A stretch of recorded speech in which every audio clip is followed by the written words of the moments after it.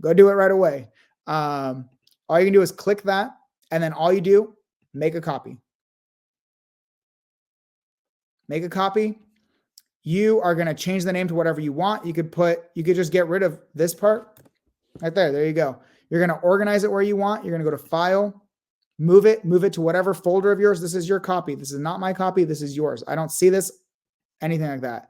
So this is just a bunch of definitions and helping you get started. Let's go to the budget tab. This is where you will track your income, your deductions, whatever, healthcare, taxes, your expenses, where you'll talk about, your home costs, mortgage, rent, HOA, electricity, whatever. I like adding the projected versus actual, where you are stating, hey, I think this is what I'm spending, but then you're going to go back and reflect and say, actually, this is what I ended up spending. I thought I was paying $200 a month for, internet, trash, whatever, but I'm actually paying $300, whatever. And this is where you organize. Do you define this as a need or a want? This is important. For every amount that you put in here, you need to change this to a need or a want so it can track and fill in the next data set, which will help you automatically determine your financial freedom levels. You could change these to whatever you want. I have plenty of others in there. You really need the projected and actual, and then setting, is this a need, is this a want? Once again, a need or a want is up to your definition. For me, it's, do I need this to live? Do I need this? Like, is this a necessity in life, or is this truly a want? Utilities, even internet. Like if something is part of your work or you need it, as for real estate, whatever, work, whatever, that's a need. I would say probably everything here is a need. Transportation, you have your car payment, car insurance, gas for your car, because these things help you make money and probably help take you to work. I call these needs. Maybe doing unnecessary Ubers, like you're going out for the night, whatever, maybe that's a want, right? So you separate what you're paying for your needs and then what you're doing for your want. Living expenses, your groceries, right? You need food. You have your cell phone, home cleaning, personal care, whatever you want to do. You define what are your needs and your wants. Recreation, a lot of these recreation are going to be wants, eating out, ordering in, concerts and shows. You go and travel, vacationing. If you have kids, most of that are needs. I don't think, lunch money for your kid is probably a need, not a want. Savings and investments. You can also break down, how much money are you putting aside for your emergency fund? Are you investing in a Roth IRA? Even if you're a real estate investor, I recommend you invest in your Roth IRA. I do it. I still do it. Are you investing in a taxable brokerage account? Are you investing in a health savings account, a 529 plan for a kid? Are you saving for home improvements, right? Vacations, new cars. These are also your savings, right? Your investments and your savings are still collectively your savings. Whatever you're not spending, whatever your income you're not spending is part of your investment / savings and part of your savings rate. Debt. Are you paying down your credit card debts, your personal loans, whatever credits that you have? Let's change that. I think I like that phrase better. Real estate expenses. A lot of the people here are real estate investors. You need a place to put this information. Software. Maybe your software to like PropStream. I pay $99 a month. Maybe that's a that's a need for you, and you pay for that in your real estate. Maybe you're paying for a Gmail account, a Google Workspace, your website, whatever. You're paying for education. Okay, this is where you would put, okay, I'm paying for Intentional Investor $200 a month. You need to track that stuff. I'm traveling to and from meetups or to and from conferences or events. Track all that stuff, and you determine what is a need and what is a want. The things that are really benefiting you, meetups are nice. They're great to connect with people, but they're kind of a want. Spending money at the bar, the coffee shop, the whatever the event is more of a want than a need. Yes, it could be a write-off, but it's because you can do a lot of this networking virtually anyway. It's really fun to do it in person, but you determine, is it a need or a want? I don't really care. It's up to you how you do that. Next is the budget summary. You don't edit this page. Everything gets pulled from elsewhere. Let's zoom in a tiny bit. Let's zoom in a little bit. So this will say your total income that you projected in your actual, deductions, expenses, savings, right? And all this is pulled from the other tab. You don't have to touch this stuff. And then this number, this net, should be very close to zero, because you want all your money to go somewhere. You want it to either go, you want the remainder to go to savings. If you have $1,700 left over each month, you want that to go towards savings. You project to have very close to $0, because in your savings are your emergency fund and your investment amounts. You want that number very close to zero. right? Otherwise, your money is just sitting there for no reason, building in cash for no reason at all. And this will tell you, all right, your projection annual, how are you doing between what you project and what you're actually doing? Then your budget breakdown. How much of is it going towards home, transportation, living expenses, savings, debt, real estate expenses? And a nice little pie chart to visualize it. Almost always will the majority go to home. It just the way it works. Rent is expensive, on average, say 30-ish%. Mortgages are pretty expensive. This is not where you track your investment properties. That will be done separately. You want to track your investment properties separately from this. This is your personal money and money you're using for like general business overhead, but your properties themselves should be tracked separately. I don't have a tracker for that for you all right now, but that should be tracked separately because you should only be buying properties that are generating you more money each month than your expenses. Either you're tracking that through QuickBooks, through your bookkeeper, through a spreadsheet, whatever you're doing, that should be separate, not part of your personal. And then your needs and your wants. Based on what you put in the last tab, you are breaking down what are your needs and what are your wants, and it's telling you how much is needs, how much is wants. Your needs should dominate over your wants. I'm not telling you how to live your life. You do whatever you want. Personal finance, financial freedom is an independent journey.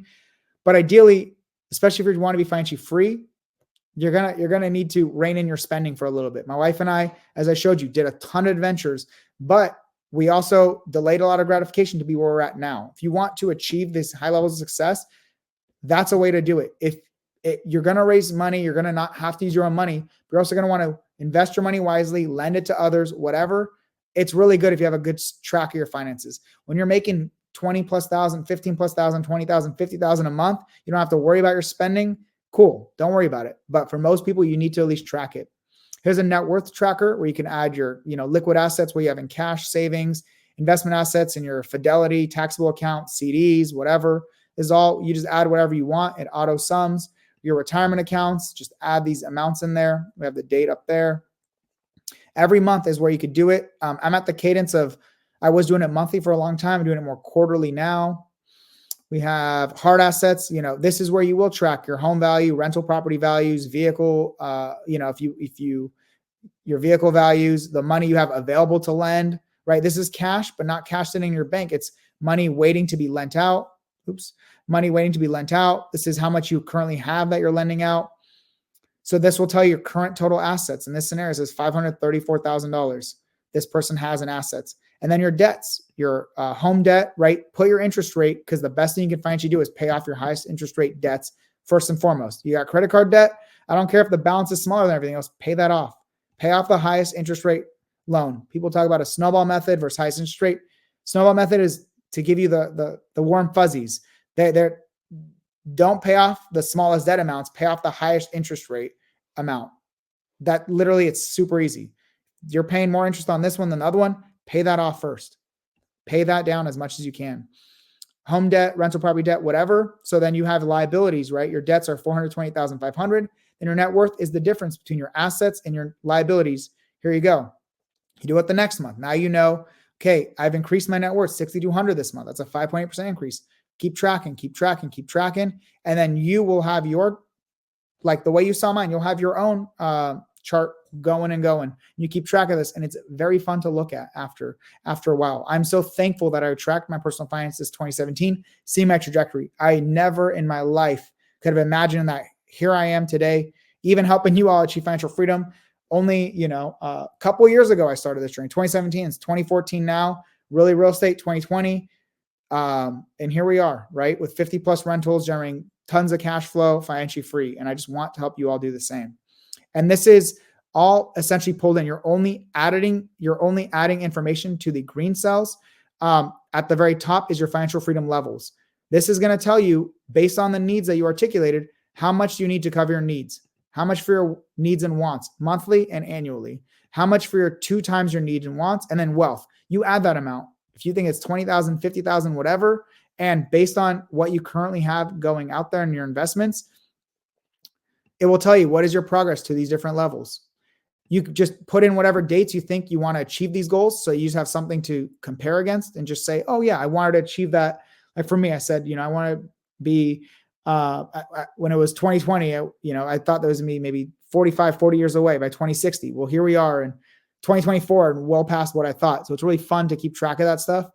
For the real estate side, You need to understand what is the average amount of cash flow you're making on your properties. What is the average income minus expenses minus reserves left over each month, and how many rentals do you have? That is going to tell you the annual cash flow you are generating from the monthly cash flow times the number of rentals you have is going to tell you your annual cash flow per property, right? So 500 times 12, 6,000 times 5 rentals is $30,000 of total cash flow a year being generated. That will get added as part of your progress here. Your lending, if you have 100,000 available to lend at 12% interest rate, that's $12,000 of interest rate returns you are getting as a lender. If you have money in the stock market, you have 500,000 in this instance, and you are planning on doing the safe withdrawal rate, right? Someone asked what is SWR? It's the safe withdrawal rate. The rule is you can pull out 4% of your stocks essentially at the time of retirement and basically live off 4% a year or whatever that amount is, inflation adjusted, essentially for the rest of your life.